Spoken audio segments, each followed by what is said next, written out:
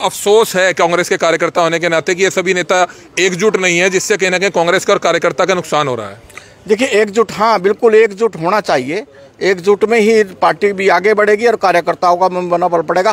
आप तो नज़दीक है रणदीप सिंह सुरजेवाला के भी, अब दीपेंद्र सिंह हुड्डा के भी नज़दीक हो गए, तो क्या आप बीच का रास्ता अपनाएंगे दोनों के हाथ मिलवाने का, या दोनों की जो आपसी जो दो गुट चल रहे हैं हरियाणा में कांग्रेस के, उसको खत्म करने की कोशिश आपकी तरफ से, कार्यकर्ता की तरफ से की जाएगी? मैं देखिए मिड्डा जी, आपके चैनल के माध्यम से कहना चाहूँगा कि मैं इतना बड़ा नेता नहीं हूँ कि मैं इनका मध्यस्थता करने का जो काम करूँगा। अगर कहीं जरूरत पड़ी तो हम अपनी बात को रखने के लिए बिल्कुल तत्पर रहेंगे।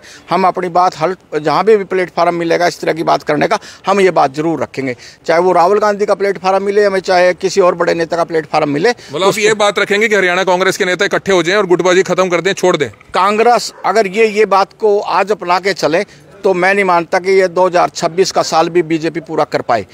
कांग्रेस का कोई भी नेता है, मैंने 31 साल रणदीप सुरजेवाला जी के साथ काम किया। अब मेरा मन किया कि मैं दीपेंद्र जी के साथ काम करूं। आपने कहा कि पहले मैं रणदीप सिंह सुरजेवाला जी के साथ 31 साल रहा, उनके साथ रहकर कांग्रेस को मजबूत करता था, लेकिन अब दीपेंद्र सिंह हुड्डा के साथ रहकर कांग्रेस को मजबूत करूंगा। बिल्कुल बिल्कुल कांग्रेस का ही काम करूंगा। इसमें देखिए कि 31 साल मैंने पहले कहा उनके साथ सेवा की है। अब मेरा मन किया कि मैं दीपेंद्र जी के साथ जाके काम करूं। नाराजगी हो गई थी उनके प्रति, या कुछ वैसे ही अपना मन बदल गया? नहीं, मेरी कोई नाराजगी नहीं हुई उनके साथ, बस वैसे ही मन बदल गया, क्योंकि राजनीति को आगे बढ़ाना है। वो केंद्र में ज़्यादा व्यस्त रहते हैं, स्टेट के अंदर उनकी कम हाजिरी थी, और मैं इसलिए दीपेंद्र जी के साथ चल के अपनी राजनीति को भी आगे बढ़ाना चाहूँगा और कांग्रेस पार्टी को भी मजबूत करना चाहूँगा। जिस तरह की उन्होंने पीछे वक्तव्य दिया था, मैं उसको भी सही नहीं मानता, क्योंकि दिया था? जिसने भी दिया था, आप ही के चैनल पे दिया था, मैं उनको सही नहीं मानता। कि अगर कांग्रेस का सच्चा सिपाही वही होता जो कांग्रेस के हर नेता का मान सम्मान करके चले। रघबीर संधू, जयपाल मान, कुलदीप शर्मा उनके तरफ है? देखिए, इनमें से कुछ, फिर वही बात आई कंट्रोवर्सी का है, तो इनमें से कुछ लोग तो वो हैं जिन्होंने कांग्रेस के टाइम में, जब कांग्रेस सत्ता में थी, बहुत कुछ हासिल किया। समय समय पे इनको सब कुछ पार्टी ने दिया है। अगर वो इस तरह की बात करें तो फिर उन राम ही रखवाड़ा है उनका भी।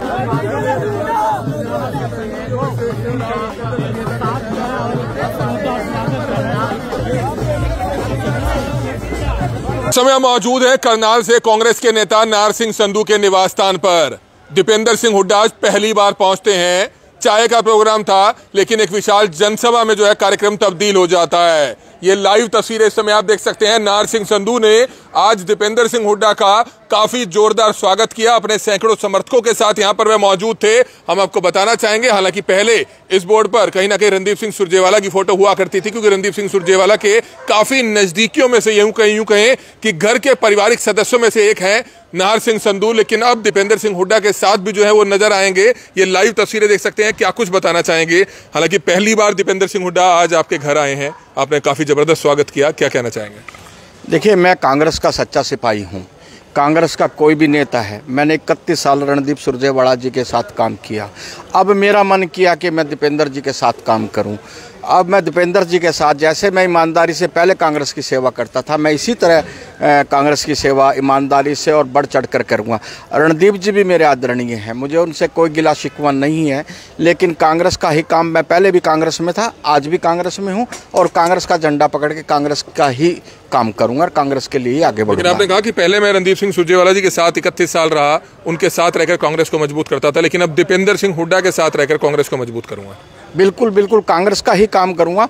इसमें देखिए कि 31 साल मैंने पहले कहा उनके साथ सेवा की है। अब मेरा मन किया कि मैं दीपेंद्र जी के साथ जाके काम करूं, तो दीपेंद्र जी के साथ मैं दिलो जान से काम करूंगा कांग्रेस के लिए। कोई नाराजगी हो गई थी उनके प्रति, या कुछ वैसे ही अपना मन बदल गया? नहीं, मेरी कोई नाराजगी नहीं हुई उनके साथ, बस वैसे ही मन बदल गया, क्योंकि राजनीति को आगे बढ़ाना है। वो केंद्र में ज़्यादा व्यस्त रहते हैं, स्टेट के अंदर उनकी कम हाजिरी थी, और मैं इसलिए दीपेंद्र जी के साथ चल के अपनी राजनीति को भी आगे बढ़ाना चाहूँगा और कांग्रेस पार्टी को भी मजबूत करना चाहूँगा। क्योंकि करनाल में कांग्रेस में एक नई तरह की शुरुआत हो चुकी है। कुछ लोग पूर्व सीएम भूपेंद्र सिंह हुड्डा के जो नज़दीकी माने जाते थे, वो अब रणदीप सिंह सुरजेवाला, कुमारी शैलजा के नज़दीकी हो गए हैं। जो उनके नज़दीकी थे, अगर जैसे आपकी बात करें रणदीप सिंह सुरजेवाला के, कुमारी शैलजा के, वो अब दीपेंद्र सिंह हुड्डा के नज़दीकी हो गए हैं, लेकिन है कांग्रेस के ही। देखिए, उनकी परिस्थितियाँ उनके साथ हैं। मैंने अभी कहा है कि मेरी कोई किसी से मन मुटाव नहीं था। मैं अपनी मर्जी से, अपनी खुशी से दीपेंद्र जी के साथ आया हूं और मेरा जिस तरह की उन्होंने पीछे वक्तव्य दिया था, मैं उसको भी सही नहीं मानता। क्योंकि दिया था? जिसने भी दिया था, आप ही के चैनल पे दिया था, मैं उनको सही नहीं मानता। कि अगर कांग्रेस का सच्चा सिपाही वही होता है जो कांग्रेस के हर नेता का मान सम्मान करके चले, वो ठीक है। उसकी कोई अपनी नाराज़गी है तो वो नेताओं को एक अलग जगह पे जाके अकेले में भी बात कर सकते हैं, अपनी बात को रख सकते हैं। अगर वो नहीं मान रहे तो उनके ऊपर भी और दूसरे नेता है, वहाँ पर भी अपनी बात रख सकते हैं। मीडिया के माध्यम से इस तरह पब्लिक के बीच में इस तरह की नाराज़गी लाना, इस तरह की बात बोलना पार्टी को भी नुकसान होता है। आपका इशारा रघबीर संधू, जयपाल मान, कुलदीप शर्मा उनके तरफ है? देखिए, इनमें से कुछ, फिर वही बात आई कंट्रोवर्सी का है, तो इनमें से कुछ लोग तो वो हैं जिन्होंने कांग्रेस के टाइम में, जब कांग्रेस सत्ता में थी, बहुत कुछ हासिल किया। समय समय पे इनको सब कुछ पार्टी ने दिया है। अगर वो इस तरह की बात करें तो फिर राम ही रखवाड़ा है उनका भी। लेकिन आपको लगता है कि इस तरह से हम किसी एक नेता को छोड़ रहे हैं, दूसरे नेता को पकड़ रहे हैं, एक नेता को छोड़ रहे हैं, दूसरे नेता को पकड़ रहे हैं, सभी नेता इकट्ठे क्यों नहीं होते? सभी नेता ही इकट्ठे नहीं होंगे? आपको लगता है कि कहीं ना कहीं से लोग जो है हर चीज समझते हैं, निशाना साधते हैं कि भाई आज उस नेता को छोड़ दिया, आज उस नेता को छोड़ दिया। रघबीर संधू ने ठीक कहा था, झंडा और डंडा कांग्रेस का है लेकिन नेता बदल दिया। आपका भी मतलब वक्तव्य तो वही है कहीं ना कहीं? नहीं, मेरा झंडा भी वही है, डंडा भी वही है, पार्टी भी वही है, मेरे कांग्रेस के नेता भी वही है। सबका नेता एक ही है, राहुल गांधी। चाहे वो दीपेंद्र हो, रणदीप हो, कोई भी हो, सभी का नेता एक ही है, राहुल गांधी। हम राहुल गांधी के मार्गदर्शन पे, राहुल गांधी का झंडा पकड़ के चलने वाले लोग हैं और हम पार्टी की ही बात करेंगे, अपने कांग्रेस की ही बात करेंगे, इससे हटके कोई बात नहीं। लेकिन आप कांग्रेस के कार्यकर्ता होने के नाते आप सोचते होंगे, समझते होंगे, या ये भी चाहते होंगे कि कुमारी शैलजा, रणदीप सुरजेवाला, भूपेंद्र हुड्डा, दीपेंद्र हुड्डा ये इकट्ठे एक मंच पर नजर होने चाहिए। अगर ये इकट्ठे एक मंच पर नजर हो तो शायद कांग्रेस भी कहीं ना कहीं सरकार बना ले। देखिए, हम तो आज से नहीं, बहुत दिनों से यही सोचते हैं कि भी नेता जब इकट्ठे होंगे तो नीचे से जो बात आने वाली है वो बातें भी बंद हो जाएंगी। और नेताओं को चाहिए कि एक ही मंच पे आके तकरीबन सभी कार्यकर्ताओं को, पूरी कांग्रेस को एक मैसेज भी दें कि कांग्रेस एक है, कांग्रेसी एक है, कांग्रेस नेता एक हैं। तो ये नेताओं ने पहल करनी चाहिए कि हम तो कार्यकर्ता हैं। लेकिन की तो नहीं, अभी तक तो एक दूसरे की टांग ही खींच रहे हैं। हाँ बिल्कुल, मैं आपकी बात से सहमत हूँ, नहीं की, लेकिन करनी चाहिए। कि इसमें नुकसान किसका होता है? पार्टी का और कार्यकर्ता का। कार्यकर्ता का सबसे ज़्यादा नुकसान होता है और फिर पार्टी का नुकसान होता है। पार्टी हमारी माँ है। जब हम जिस पार्टी में, वो माँ की तरह, हमें उसको बहुत अपने खून से भी, पसीने से भी सींचा है।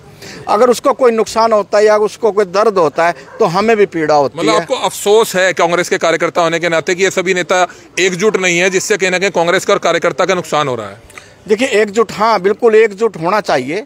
एकजुट में ही पार्टी भी आगे बढ़ेगी और कार्यकर्ताओं का मनोबल पड़ेगा।